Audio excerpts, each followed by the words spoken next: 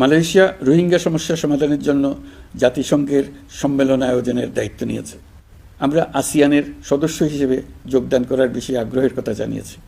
এই বছরের শুরু থেকেই মালয়েশিয়া আসিয়ানের চেয়ারম্যানের দায়িত্ব গ্রহণ করেছে। মালয়েশিয়ার মাননীয় প্রধানমন্ত্রী আনোয়ার ইব্রাহিমের সঙ্গে এই বিষয়ে কথা হয়েছে। তিনি আমাদের আবেদনের প্রতি সমর্থন জানিয়েছেন, আমাকে মালয়েশিয়া সফরের আমন্ত্রণ জানিয়েছেন। আমি এই আমন্ত্রণ গ্রহণ করেছি। মালয়েশিয়া রোহিঙ্গা সমস্যা সমাধানের জন্য জাতিসংঘের সম্মেলন আয়োজনের দায়িত্ব নিয়েছে।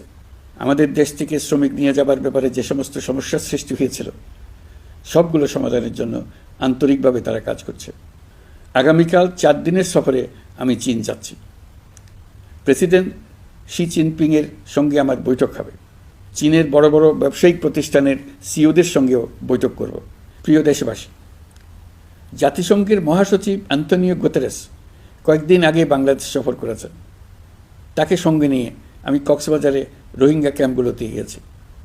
ক্যাম্পে অবস্থানরত 1 লাখ রোহিঙ্গা শিশু, কিশোর, নারী, পুরুষ সবার সঙ্গে একসঙ্গে ইফতার করেছি।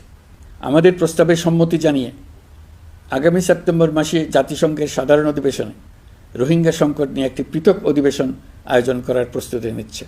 মালয়েশিয়া ও ফিনল্যান্ড যৌথভাবে এই সম্মেলনের আয়োজক হতে এগিয়ে এসছে। এর পাশাপাশি অস্ট্রেলিয়ার সাবেক ভারপ্রাপ্ত প্রধানমন্ত্রী জুলি বিশপকে আমি এই গুরুত্বপূর্ণ সভায় মুখ্য ভূমিকা পালনের জন্য আহ্বান জানিয়েছি। তিনি আমার প্রস্তাব গ্রহণ করেছেন।